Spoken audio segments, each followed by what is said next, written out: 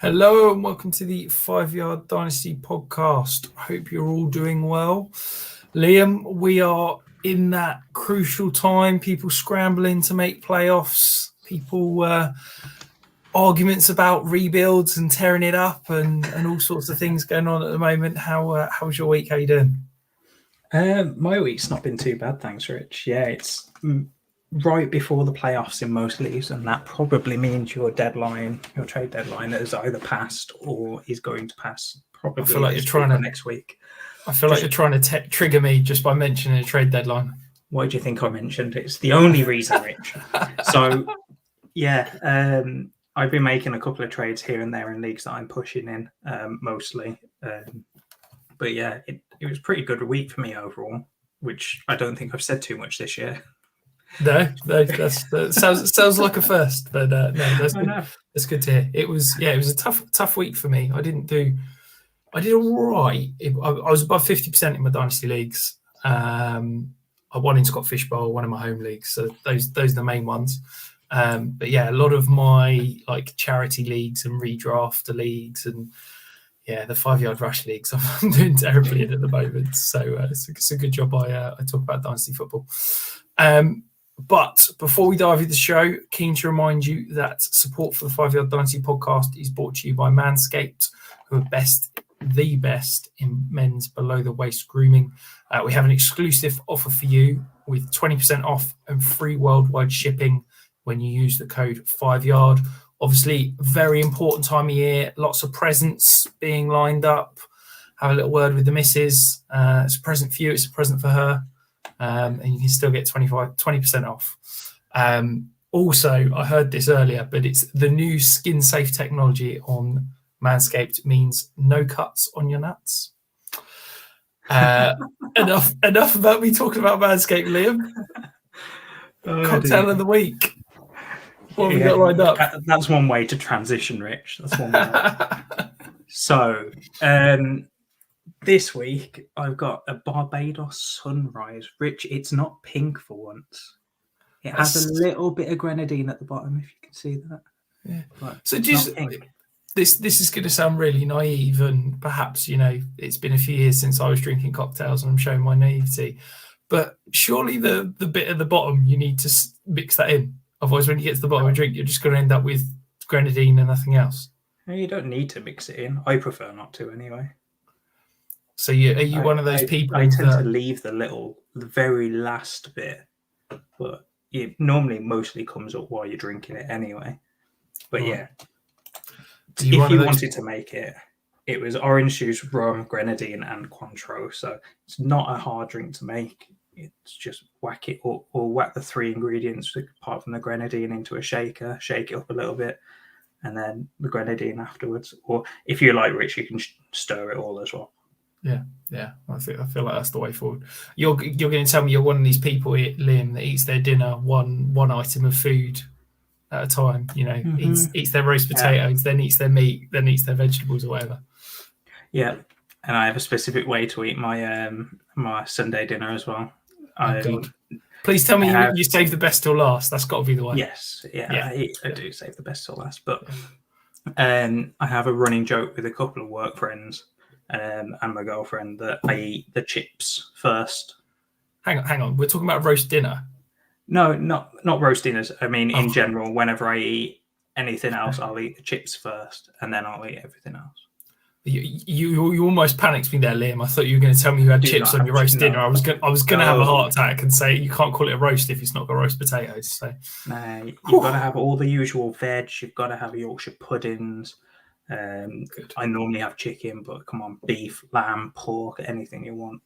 Yeah, you've not mentioned the number one meat there for a roast. So I'm disappointed. If you're going to say gammon, I'm going to disappoint you again because I'm not a fan of gammon. Oh, gammon, you're not doing it right. Trust me. How can you like gammon? You don't like things that are pink. So there's two completely polar opposites there. Rich. The way my mum cooks gammon, it's a golden brown crackling and less pink. I will say, if it's got a little bit of a honey glaze on it, I can get through it and enjoy myself. But if it's just straight gammon, I feel like we've had a lot of disagreements over our time doing mostly content around together, pink Lynn. things as well. But it's generally around drinks and food. So maybe we'll leave the food and drink content and dive into the high scorers. So do you want to run us through who helped our teams this week? Yeah, so as usual, 4-point touchdowns for quarterbacks and then PPR for every position, and that includes tight ends. So quarterbacks, Rich, Justin Herbert, Aaron Rodgers, even though he lost, that was a heartbreaker for me. And then Jalen Hurts. Jalen Hurts specifically really hurts me because I started Dak Prescott over him this week in one of my leagues. I won by, I think it was 0.2 points. And yeah, Dak Prescott scored me negative points in that league. Good process. You just got to live off that. Yeah, no, I keep telling myself that, but Jalen Hurts is a top 3 quarterback this year, so maybe not a good process. No, it's fine. It's fine. It was the highest. Dallas, Kansas was the highest over under. I'm not sure anyone. I was joking with my mates in my home league that it was going to be over 80 points, and I was willing to take any bet of anyone that the game was going to go over 80 points. And I'm very glad that nobody took me up on it because I looked like a complete mug after about half an hour. But I just wanted to touch on Jalen Hurts because for me, it's been slightly confusing. I think he's been having a really good year from a fantasy perspective. But everybody's kind of been resistant to buy in.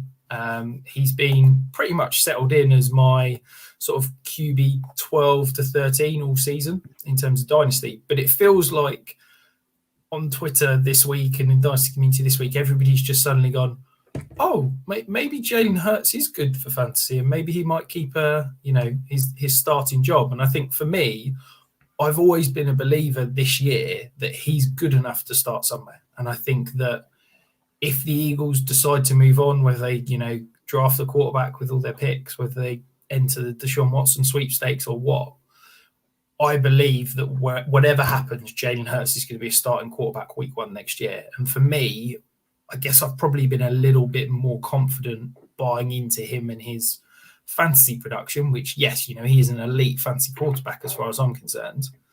But perhaps not an NFL one. I mean, are you comfortable buying in? Do you still think there's some kind of trepidation about his long-term value?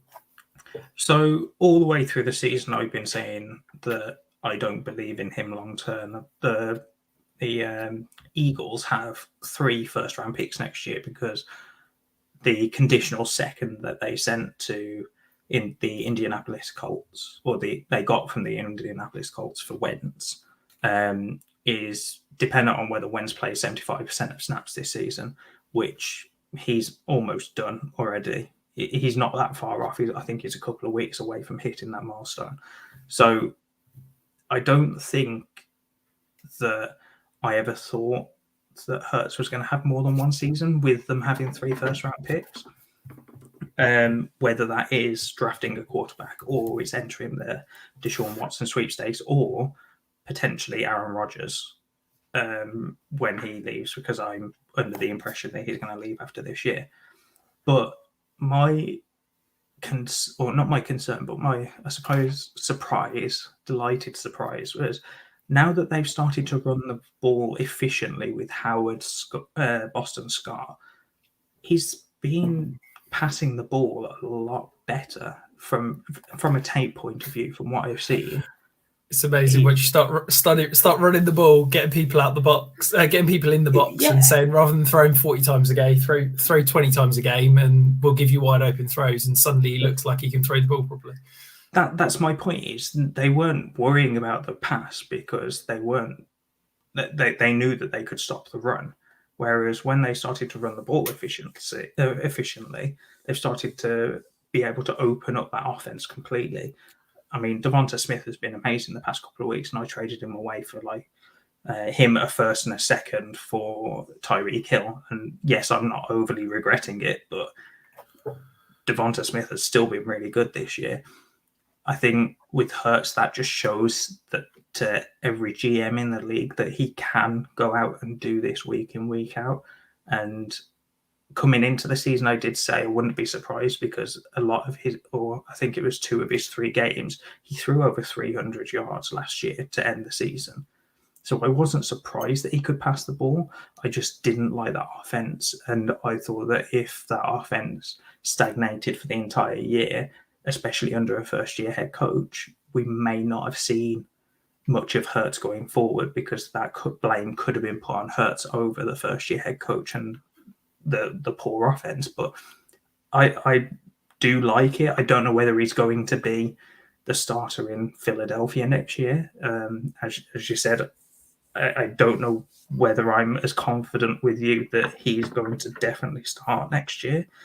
But I think I'm willing to stand here and say I guarantee he's going to be a starter next year. I've just had a look. So there's two options, okay? Philadelphia are going to draft a quarterback, or Philadelphia are going to trade for a quarterback, okay? I think Philadelphia are out the point at which they're going to draft a quarterback that can start day one unless they trade up, okay? As things stand, they've got the Miami pick, which is scheduled to be the 8th. They've got their own pick, which is scheduled to be the 11th, and the Indianapolis pick that is currently scheduled to be the 16th, okay?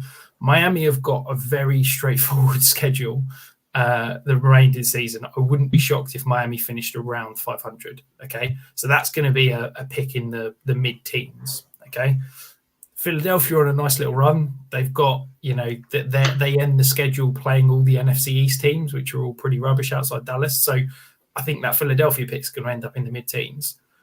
Indianapolis are pushing for the playoffs, and they've got a nice little run. I wouldn't be shocked if that ended up in the, in the 20s, because they're a playoff team. They're not drafting a quarterback in the teens and 20s that's going to come in and start over Jalen Hurts, because I don't think this is a strong quarterback class, and I don't think any of those guys are going to be a day one starter that the Eagles would waste a pick and say this guy's a massive upgrade over Hurts. If they trade for Russell Wilson, Aaron Rodgers, Deshaun Watson, whoever, Jalen Hurts has got to be part of that package. If the Seahawks are trading Russell Wilson, do you not think they'd trade him to the Eagles for 2 firsts plus Jalen Hurts? So then Jalen Hurts is going to be starting on the Seahawks next year.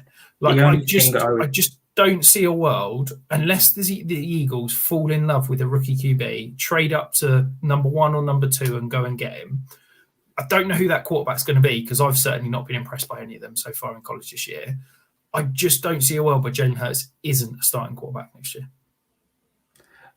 The thing that I'd say is the only situation that I can see him or Hurts not being a part of that package would be Aaron Rodgers, if they, for whatever reason, traded for him. Because I have a feeling he's gone after this year in whatever capacity, however it happens. But I don't think a team would need to necessarily trade for him. I know that the Packers will put him up for trade, and they'll be trying to make calls and stuff if they want to get rid of him. But I don't think that the Packers would want Jalen Hurts in that package when they've got Jordan Love. But I think surely that's just a missing defeat on a second-year quarterback going into his third year. It's not going to happen. Do we not think, if that's the situation, do we not think then that the Eagles spin Jalen Hurts off to the Washington or Carolina for a second? I just don't see well. They've got Gardner Minshew, who's a solid backup under contract next year. I just don't see a world in which if they bring in Rodgers, they keep Rodgers, Hurts, and Minshew. So I think they spin off Hurts, who's a decent asset, and maybe that gets you a second or whatever. Yes, I get that. The Packers chose Jordan Love over the Jalen Hurts, so it would be shocking if they then traded for Jalen Hurts. But I just think, for me, I'm confident Jalen Hurts is starting somewhere, and I think that, to be honest, he's massively undervalued in fantasy at the moment. Anyway, I see your point, but let's move on. Yeah, we've got on a massive. Let's dive into the running backs. So Jonathan Taylor had an absolutely massive week, 50 points. That I think it was 5 touchdowns, absolutely crazy. And then we all thought when that happened, okay, Taylor's going to be the clear running back one. And then Eckler took it as a challenge to go and get the running back 2 role. I think he scored over 40 points. 4 touchdowns, again, crazy week. And then Christian McCaffrey is back. He was the RB4 last week, RB3 this week. He's not showing signs of that injury. Christian McCaffrey is back, and Jonathan Taylor, running back Dynasty running back 1. Yeah, I think we talked about it last week, didn't we? That Jonathan Taylor's the clear-cut Dynasty RB1. I don't think anybody's arguing with you, I think, particularly at this point. I have to say, I have seen some absolutely crazy prices quoted. I saw him go in a league for, it was Jonathan Taylor for Christian McCaffrey, Cordero Patterson, and a first. Which, I mean, if you're getting Christian McCaffrey plus a first for any player, I think that's an interesting trade, shall we say. But I think, look, Jonathan Taylor's price is absolutely sky high. You know my thoughts. I'm always looking to sell whenever a player's, the clear-cut number one at a position. I think I'm always looking to sell running backs. I think if I've got any Jonathan Taylor shares, and I do have a few, and I have been asking around, I think now is the time to be just inquiring, because whilst, yes, he's hopefully going to carry you to a title this year, I just think always be selling running backs. I will put my hands up and apologise for what I said this off-season, where I told you to sell Jonathan Taylor while his price was high and probably at its peak at RB3. You can get a lot more from him now than you could have done when I sold him. But he's been absolutely great this season. Moving on to the wide receivers, Justin Jefferson absolutely tore up Eric Stokes last week, or the week just gone. That was hard to watch. But then it was very nice to watch Devontae Adams get a wide receiver too, and be an absolute monster as well. And then your boy Rich, Elijah Moore, is back in the top 3. Look at him with his smile on his face already. Yeah, it's pleasing to see from all perspectives. It's just makes me happy as a Jets player, as a guy that was all over Elijah Moore in the offseason and had him ranked. I think he was my wide receiver 4, pre-draft and post-draft. Really, really happy with how he's performing. A little bit of a question that he obviously hasn't done it with Zach Wilson. I'm hoping we see Zach Wilson back this week, and hoping that Elijah Moore continues to produce even when Wilson comes back. I also wanted to touch on Justin Jefferson. I think this is similar to the Jonathan Taylor, isn't it? I do think that there'll be a lot of debate about the overall wide receiver 1. CeeDee Lamb's fallen out of favour because he's had one bad week and got a concussion. Jamar Chase wasn't incredible this week, and so he's fallen out. So now it's Justin Jefferson. I think all 3 of those are young studs. All 3 of those are the dream of any dynasty team. But I do think, I'm less likely to sell a young receiver when they're the consensus wide receiver 1. But everything I said about Jonathan Taylor probably stands with Justin Jefferson. I do wonder if you could potentially look at selling for, an absolute haul. And by that, I'm not saying sell just for the sake of it, but if you could get, AJ Brown plus a first, maybe Deontay Johnson plus, if you can get CeeDee Lamb plus anything for Justin Jefferson, I'm absolutely doing that. If you can get I reckon you could do that right now after the week Justin Jefferson just had and CeeDee Lamb. He's not putting up goose eggs, but he's not performing what people expect from a consistent dynasty top 3 wide receiver if you're rebuilding. I think you could probably get plus probably maybe a second. I feel like you're being a bit harsh on CeeDee Lamb there. He's the wide receiver 12 overall. I'm not saying that he's doing badly. I'm just saying recency bias. That's not. That's fair. That's playing into people's minds. I've got to be careful when you're throwing shade at my guys. So yeah. I'm not throwing shade at anyone. Thank you very much. But I think we do need to put some sort of notice on the front of the or at the start of the show that if Rich talks about any person at peak value, he will be telling you to sell. I've been doing this. I've been banging this drum for 3 years. Look, I know. I think we just need to make a recording for it. At the start of the pod, we need to say, Liam hates tight ends. Rich needs you to sell at peak value. I think that's all we need to say at the start of the show, and then we never need to say it again. Yeah, sounds good to me. Moving on to tight ends, Zach Ertz at the top of the tight end list this week. Had a monster game for the Cardinals.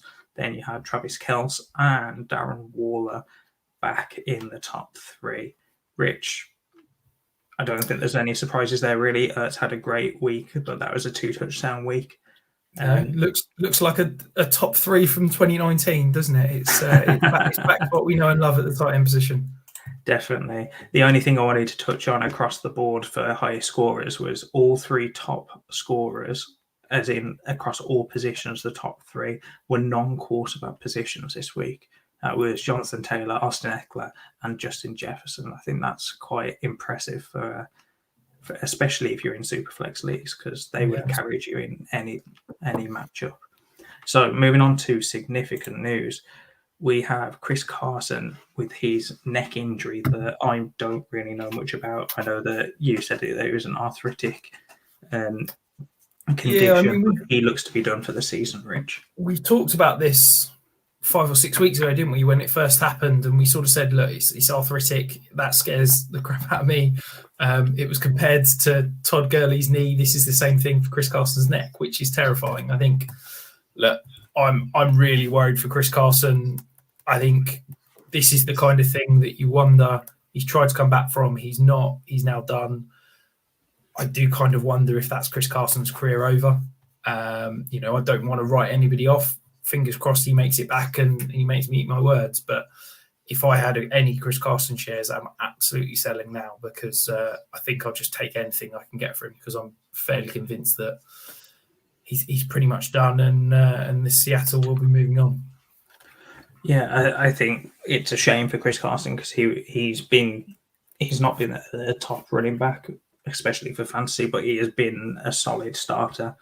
I think it's just not a nice way to see anyone's season and potentially career end.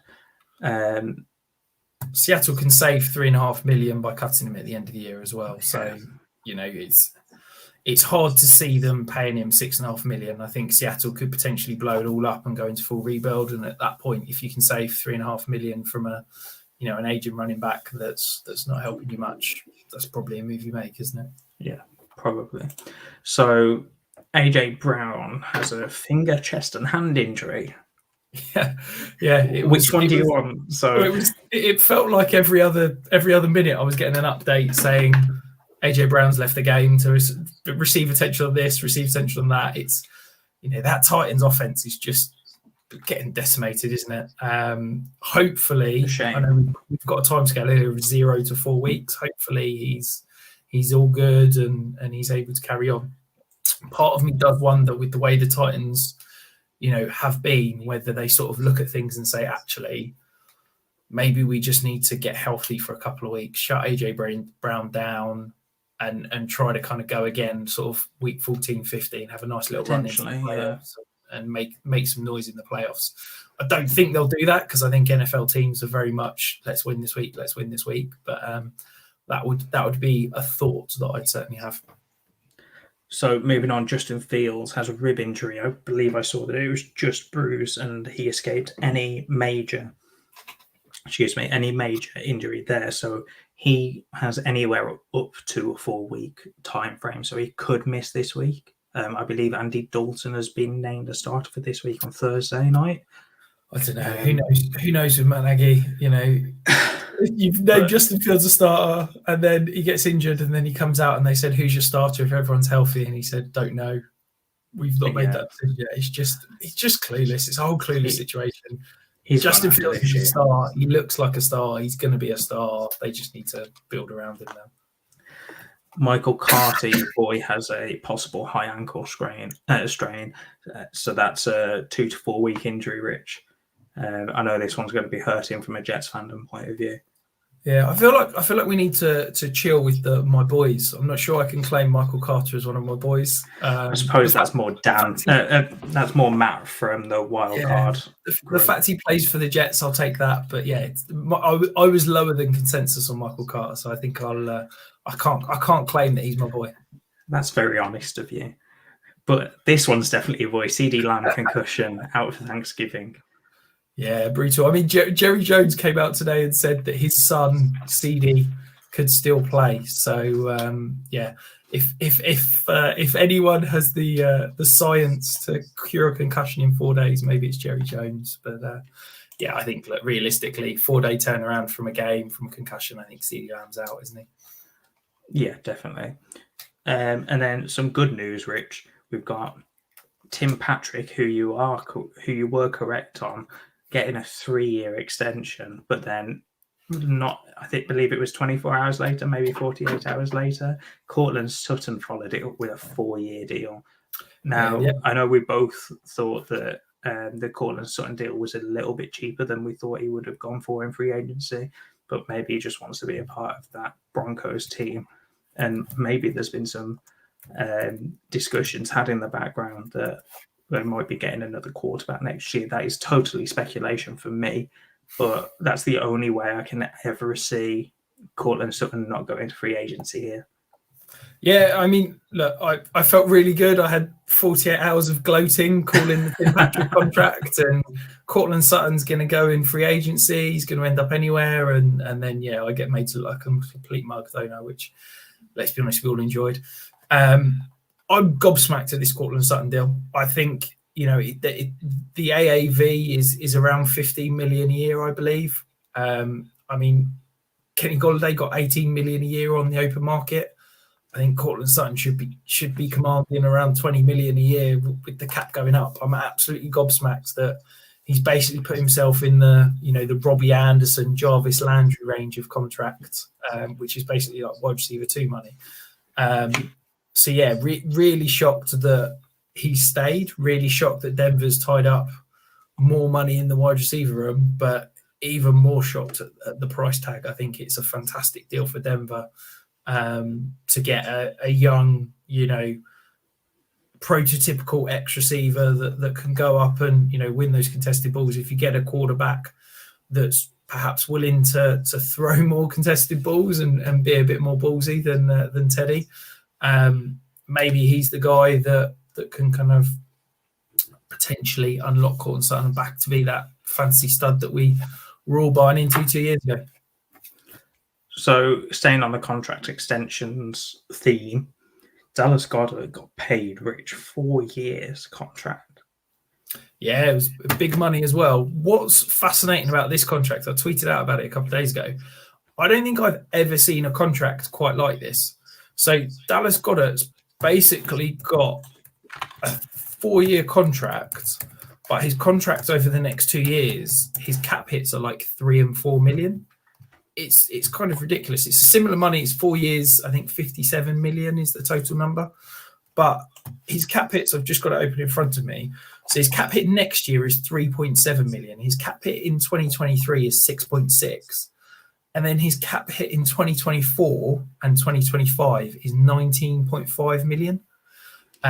So he's basically got 3.5 years guaranteed, which most NFL contracts are 2.5 years. So I think it's really interesting that Philly are willing to kick that much money down the road. Yes, the cap's going to go ballistic with new TV deal and gambling rights and things, but it does make me wonder if Philadelphia has got some sort of big ambition for this offseason to basically retain, a young stud tight end in Dallas Goedert, but basically say we want to keep as much cap space for this offseason as possible and push everything into, as I say, 2024 and 2025. I think the big thing on the Goddard contract, I'm looking at it right now as well, is his dead cap is 25.3, near enough 25.4 next year, and about 21.5 the year after, so 2023. And then it drops to 16 and then 11, where you're actually going to be saving quite a bit of cash there if you do cut him or trade him. So I think that was the big thing I noticed was you're probably looking, I know that you kind of said this already, but with those cap hits and the cap going up as well and potentially significantly going up, 16 mil cap hit is going to be less than 10%.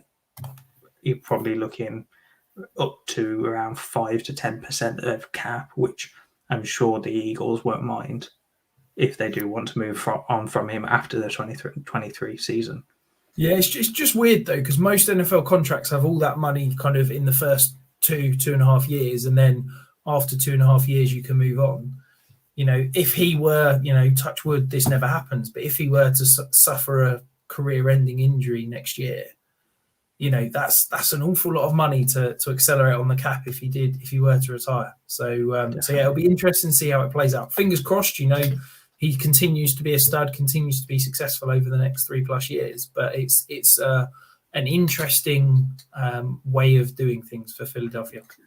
Talking about interesting ways of doing contracts, Rich, Taysom Hill got a 4-year deal, but it was a really weird deal. I saw the wording of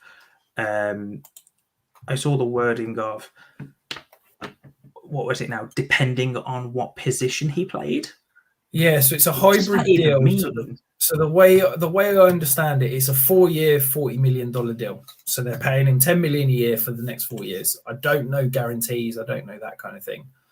But if he is then named the starting quarterback, it basically adds an extra $55 million onto the deal. So he goes from being paid $10 million a year to what's that, 25 million a year, something like that. It's slightly crazy. It's very weird. I don't get the 4-year, $40 million. I can't believe there's another team in the NFL that was competing with them to pay him $10 million a year. I just can't believe there's a world.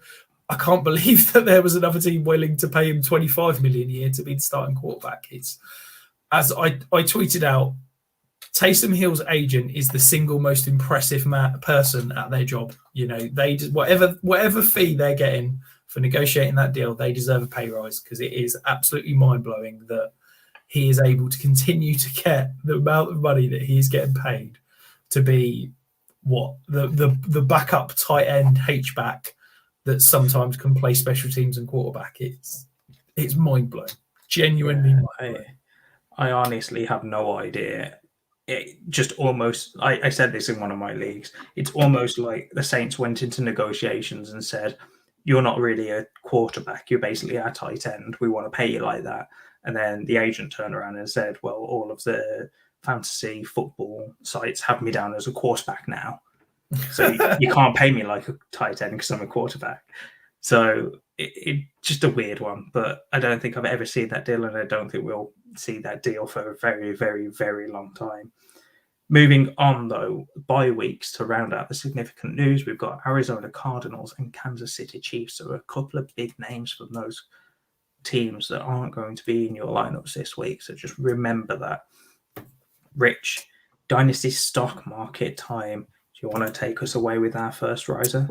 Yeah, so first riser is a guy we've discussed a fair few times this year, Darnell Mooney. His stat line from Sunday was absolutely bonkers. Okay, so let me run you through it. He had a target share of 48.5%. He saw 16 targets, yes, 16.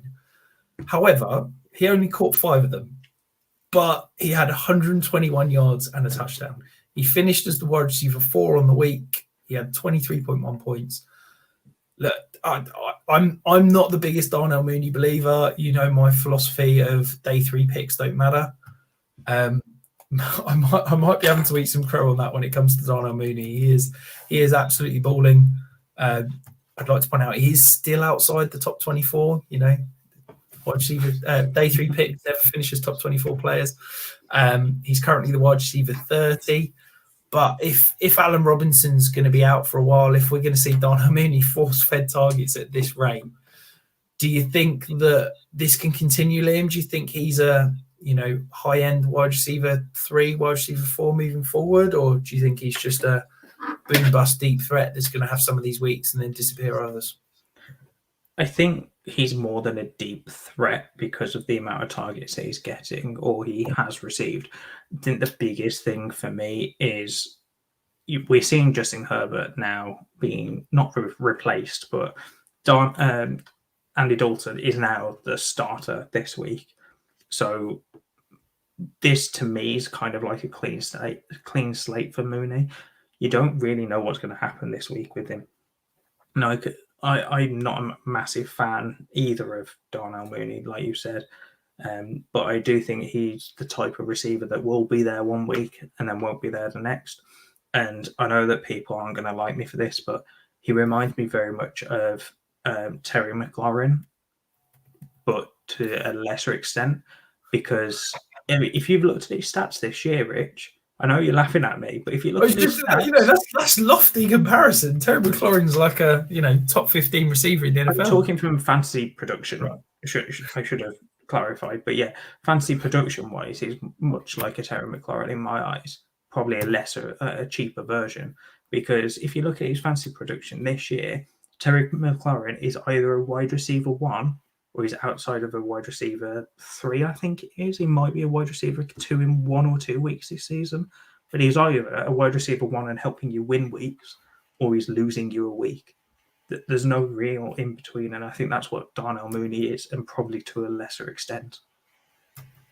Yeah, absolutely. I think if you can get probably I reckon you might be able to get a late first for Darnell Mooney. If you sell him to a guy that likes him or an owner that likes him, yes. I think I'd probably accept a very early second. If I can get 2 mid-seconds, I'd do that. But I reckon you might be able to squeeze out a late first. And at that point, I'm definitely selling. The other riser, I think maybe we need to rename this the Brandon Ayuk podcast, because I think we've talked about him pretty much every week. I'm sure we've had him, Rich, in every single one of these risers and categories. We've had him in risers, fallers. I'm pretty sure one of us has had him in the player of the week at some point. We've definitely had him in the deep dive, and definitely had him in the spotlight. So I'm pretty sure we have had him in near enough every single one of these segments. Podcast favorite, Brandon Ayuk. So he's back as the wide receiver 1 in San Francisco. When if Deebo Samuel's going to line up in the backfield and be used as a running back as much as he was, it kind of creates the ability for Ayuk to be used as that number 1 wide receiver. He had 35% target share. He caught all 7 of his targets for 85 yards and a touchdown. He finishes the wide receiver 8 on the week with 21.5 points. Look, I think he's out of Kyle Shanahan's doghouse. I really liked him at the beginning of the year. I did buy him in 3 or 4 spots once the world fell off him and you could get him for a 2nd-round pick.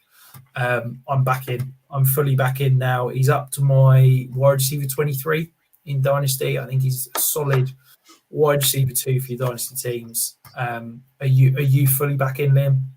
Yeah, I was trying to buy him when he had that really down period. I tried sending Claypool for him and amongst other deals, and just couldn't get it done. I think a lot of people, at least in the leagues that I was in, kind of saw through what was happening with Ayuk at the start of the season. But yeah, I'm just not happy that I didn't get any shares of him from that down period. I think that he is back. The one thing I would consider is Deebo maybe stops playing running back as much when they actually have running backs that are healthy. What does that do to the target share? But if that target share takes a 10% hit, that's still a 25% target share, and I'm so happy with that. I think for me, look, the way this offense moves is that Ayuk and Kittle are the 2 target leaders. I think they're going to run the ball, but to me, Deebo Samuel is the movable piece that can get 10 targets a week, can line up in the backfield 5 times, 10 times, or whatever. But I really believe that Brandon Ayuk, of course, he's going to be boom bust. That anyone in that offense is going to be boom bust. But I do think that he's, for me, back to being a solid, reliable wide receiver 2-3 from a Dynasty perspective. So moving on to the fallers. So just wanted to give a quick shout out to Kyle Pitts. So he, despite seeing 16% target share, didn't get it done again. Right. He's now the tight end 8 on the season. Look, I love Kyle Pitts. I think he's incredible. I really believe in the talent and think he's going to be a stud for a long time. But look, I said that he wasn't going to finish as a top 5 tight end this year, and here he is sat as the tight end on the season. It's starting to see maybe a little bit of that sheen just wipe off slightly. I still think he's tight end 2 for me in Dynasty, but I just think that he's not at the consistent week in week out performance of a Kelsey and the other elite tight ends at the moment. Right, Rich, listeners, you need to make sure you're sitting down. If you're driving, pull over a little bit because I'm about to go and defend a tight end here. Rich, you need to stop the slander, mate. Seriously. So, a couple of stats for you. First, Pitts hasn't scored a touchdown since the Jets game in London that we were both there for. And that is his only touchdown on the year. Yes, you could put that down to him. But at the same time, who else is in that offense? You've got Cordell Patterson, who up until this season wasn't really anything, and no one else. Calvin Ridley's not there anymore. He was there to start the year, but he wasn't really as effective as you would want. Yes, he had a 16% target share and only caught 3 balls. But if a 16% target share is only fetching 5 targets, that's not a whole lot.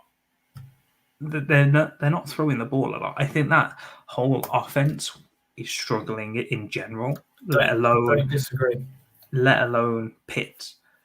The other thing I want to say is they didn't have their best player on offense, which is Cordell Patterson at the moment.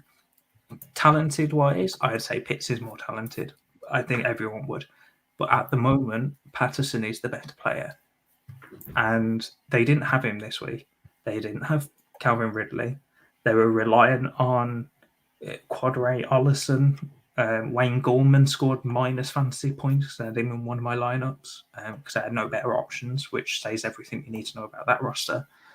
I think with Pitts, he had a really tough game because he would have been doubled on most of his routes because they really didn't need to double Russell Gage. Omelade Zacchaeus, I believe is the name. I set myself up for failure there, didn't I, trying to pronounce that? And then really did they need to stack the box against Wayne Gallman, Quadray Ollison? Look, Mike Davis, probably I don't disagree. And as I said, I love game for him. But it's 2 or 3 off games in a row. And I think that, look, this is what you expect from a rookie tight end.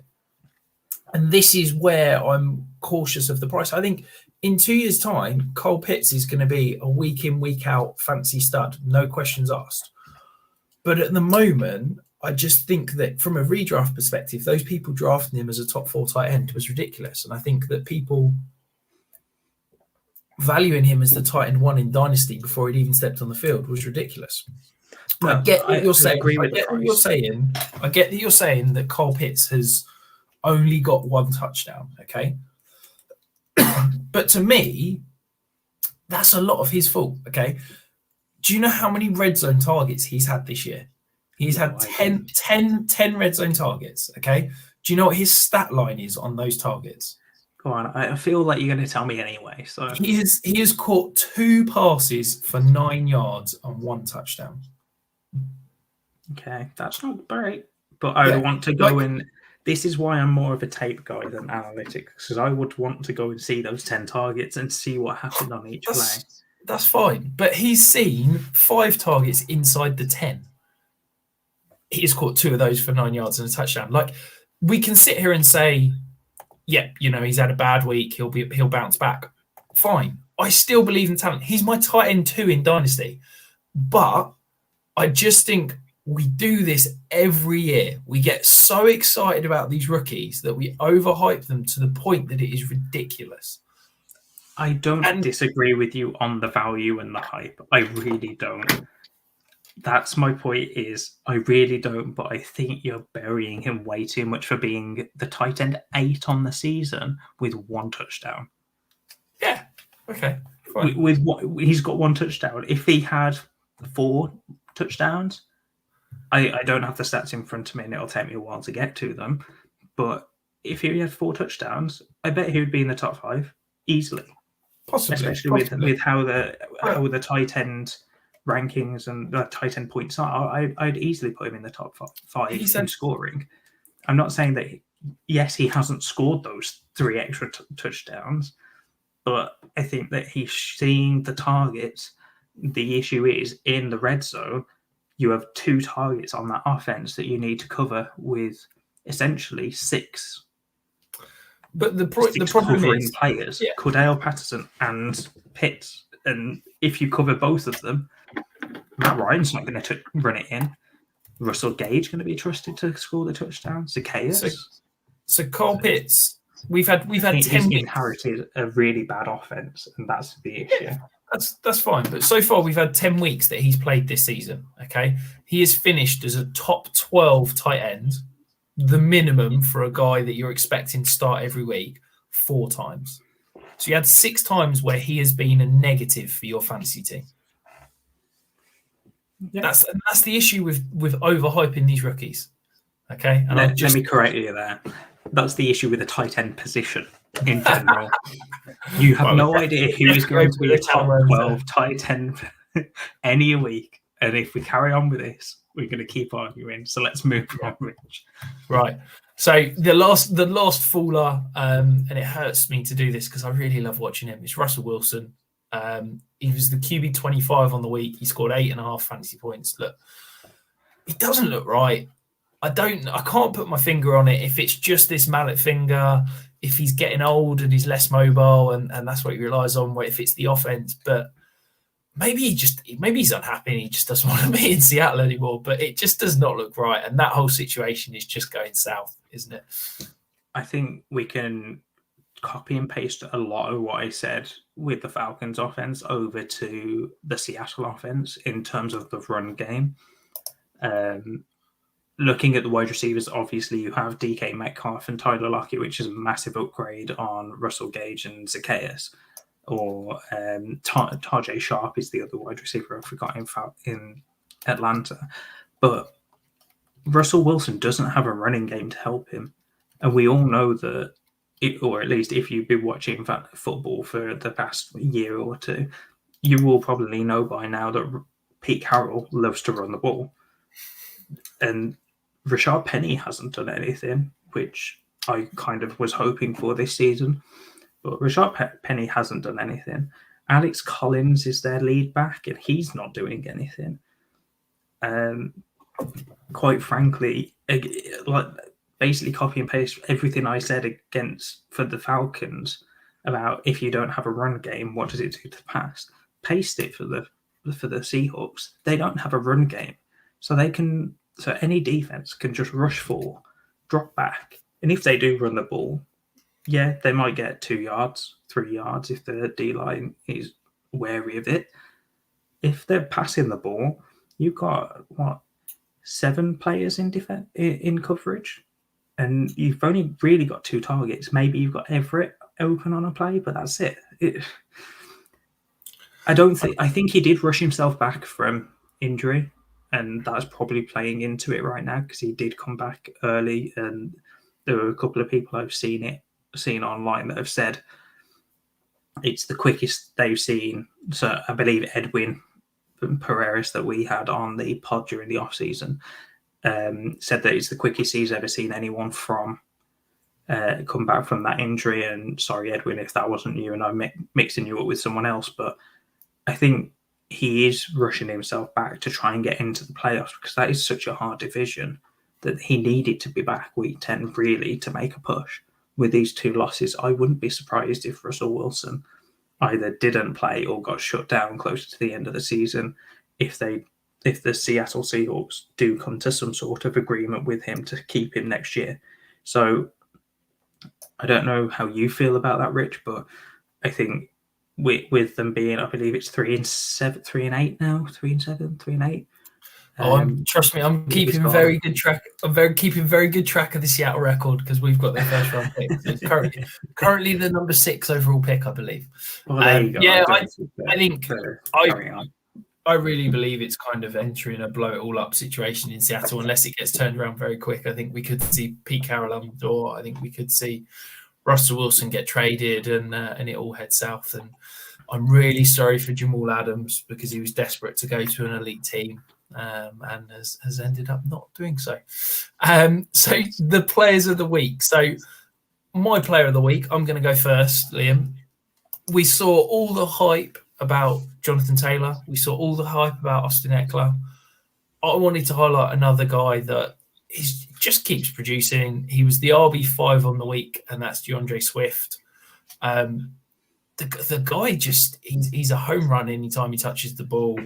He's the one shining light in Detroit, and I think that look, he's just a stud, and I'm really excited about him. He's the RB5 on the season currently, and I just think he's still undervalued. I think the price of Jonathan Taylor is just going sky high. For me, DeAndre Swift is there or thereabouts. Yes, he's a bit cheaper, but I think you can probably get him a lot cheaper than you can Jonathan Taylor right now. Yeah, I agree. I think you can get him a lot cheaper, and although I wouldn't have him probably in the same tier as Taylor right now, I think that he's the tier down, and I wouldn't mind paying a lot less for the tier down from Jonathan Taylor. I don't really have anything to say other than he has been really good this season, and if you can get him for that much cheaper price to Jonathan Taylor and still get the production, why not? I mean, I've tried, and unfortunately, the owners that I've talked to are a little bit smarter than what we probably perceive as consensus. But yeah, I think Swift is carving out the Dynasty RB2 wrong. So moving on to my player of the week, Rich. We've spoken about him a little bit before, so we won't take too long on him. But Austin Ekeler, I believe both of us were pretty high on him in the off-season. I had him in a lot of leagues where I thought taking him as a back-end RB1 was criminal, and he's proving me correct. He has been absolutely insane for the Chargers. He went for 50 yards on the ground and 2 touchdowns, and then had 65 yards in the air with 2 touchdowns on 6 receptions. Rich, what do you think about Austin Ekeler? Because he has been immense, but I am wary of his age currently. Yes, he's on I believe he's still got 3 years left on his deal, but I am wary of his age right now because he's 26, turning 27 soon. Yeah, I think, look, it's difficult for me to sit here and talk about ages when it comes to running back, because I know there's a lot of studies around this is, the cliff for running backs, and I am team always be selling running backs, but it sounds slightly ridiculous. But Austin Ekeler is a young 26 in that he was obviously, eased into the NFL as an undrafted free agent. He didn't get used that sort of bell cow usage that we're seeing like a Najee Harris in the rookie season.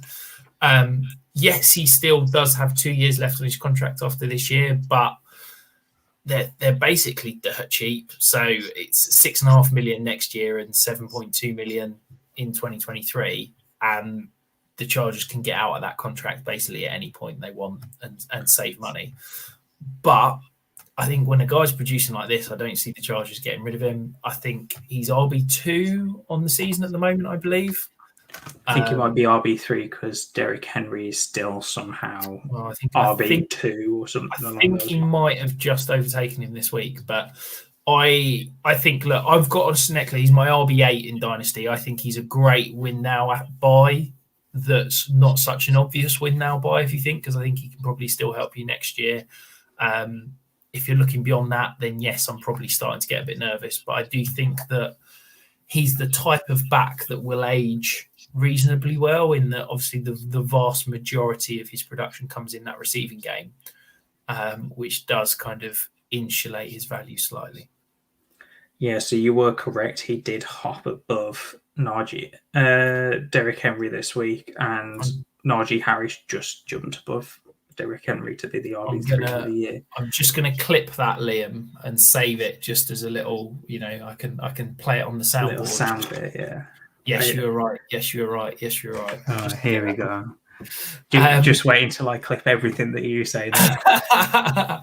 So he's also the RB3. Austin Ekeler is in points per game behind Derrick Henry, who is the RB1, and Jonathan Taylor, who is the RB2. So you basically copy and paste the top 3 across both. It's pretty insane how well he's done this year.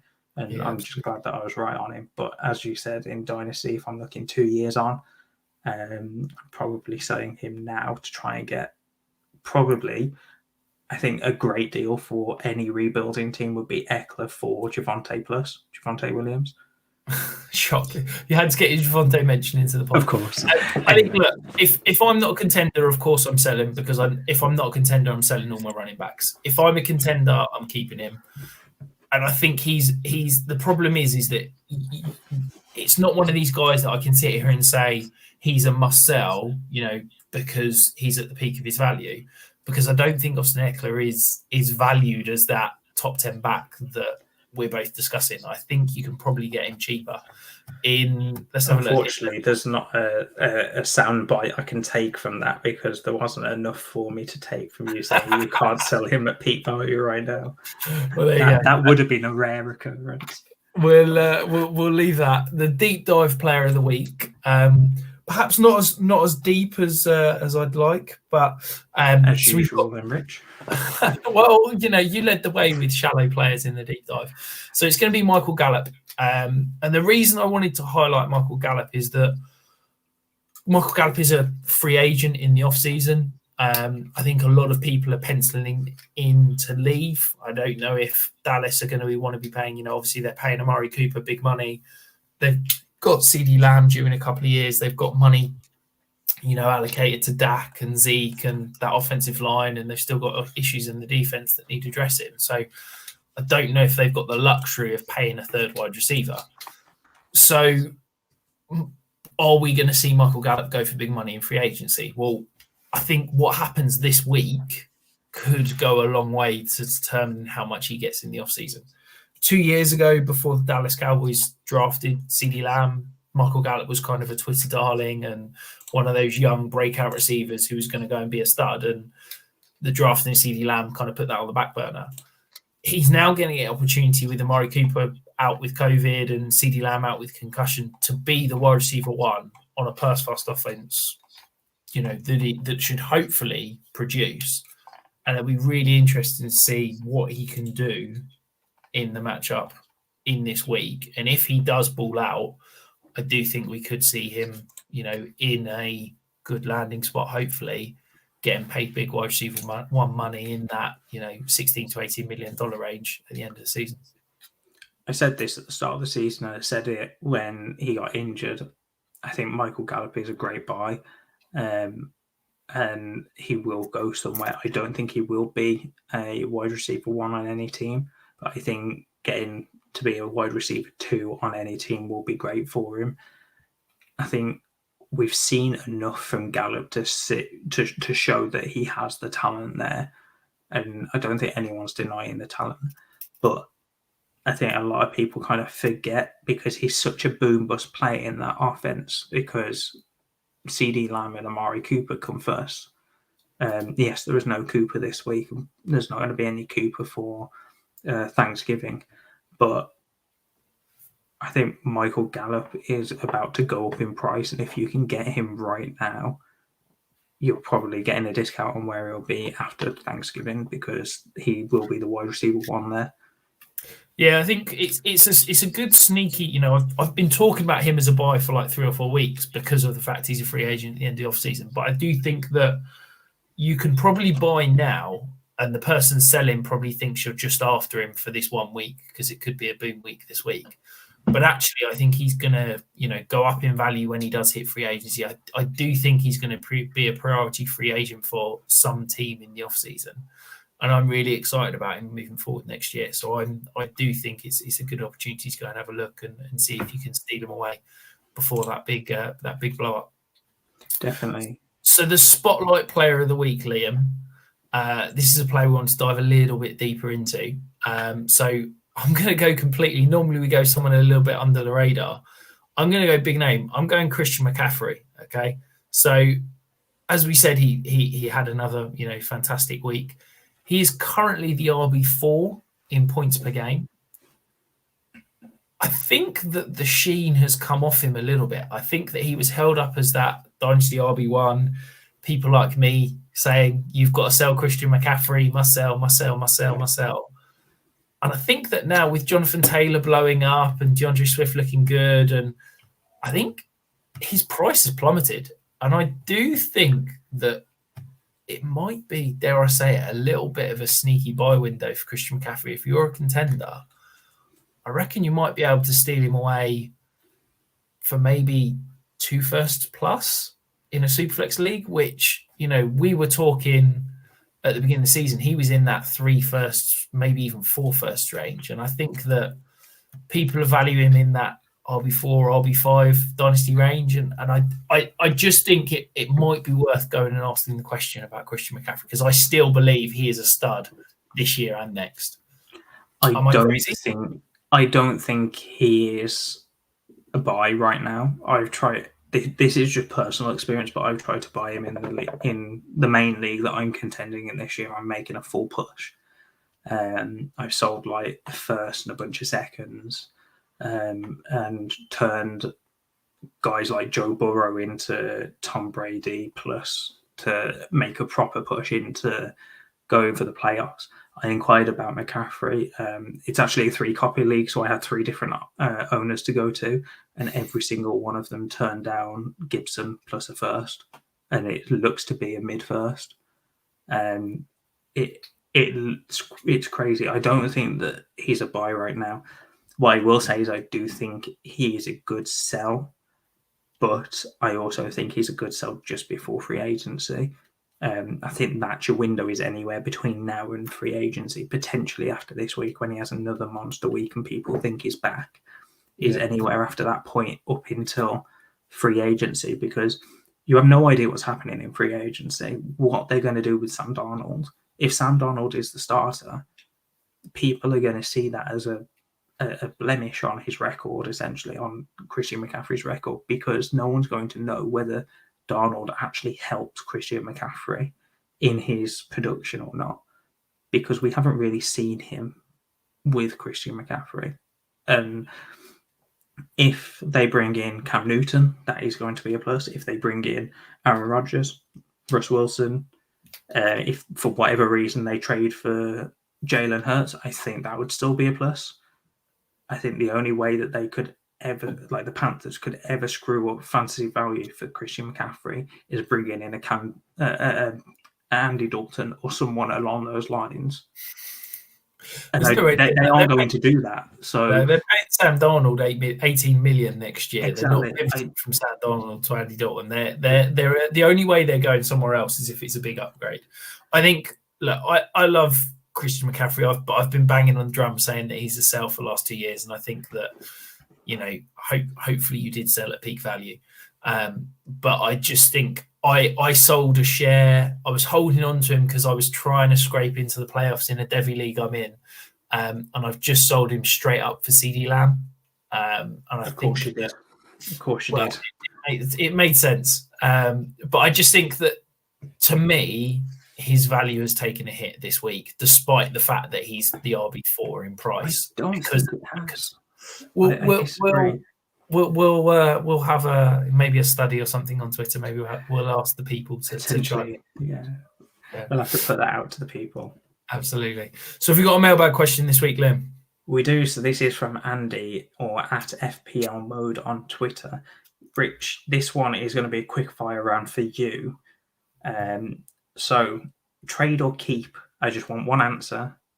I don't care which one it is. Rubbish at lightning rounds. This is not a good setup.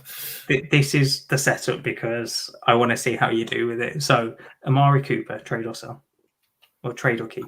But it depends on the cost. But I think you've got to keep him because I think the fact he's not playing this week means his price is reduced. But I value Cooper as a early first in Superflex leagues. So I'd sell for less. I'd buy for less. I'd sell for more. You're awful at lightning rounds. Yes. Let's try again. T. Higgins. I think he's potentially a sell. My whole thing is that I can't do buy or sells without context. I rant at people on Twitter for saying buy this player, sell this player. I can't now do it on a podcast. Right. I get the context thing. I really do. This was meant to be a quick round because we've gone over the hour mark. Okay, right. I think T. Higgins is interesting because I think that at the moment his hype and potential is outshadowing his production, which to me means he's potentially a sell. Yeah, No, I agree. I'm just looking at the Tyler Boyd contract. I believe he has an extra couple of years. So it's just loaded now. So yeah, he has an extra 2 years after this year, where he's got about a 2 mil and a 1 mil dead cap. So he could be gone, but I very much doubt that they've cut him there in Cincinnati. Last name for you, Aaron Jones. I think you've got to hold him right now because he's injured. So you're not getting fair value. I think he's still a top 10 Dynasty running back. I still Transport think after the bye. Potentially when he's back, maybe you look at selling him, because I do think next year is going to be his last year of elite production in Green Bay, and that could be, up in the air what the Green Bay look like if Aaron Rodgers. So yeah, maybe he's a sell as soon as he's back producing, but you can't sell now because he's sat on bye and nobody's paying top dollar for someone that's not going to help him this week.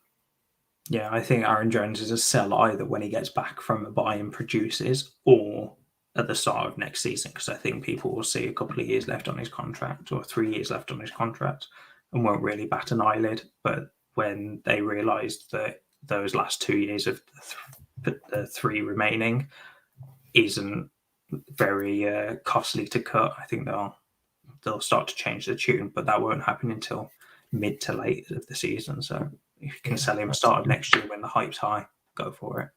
There you go. See, so you hijacked my lightning rounds to make it slower there, Liam. Oh, here we go. You made that slow yourself. That could be a 20-second round, but no, you just had to make it 5 minutes.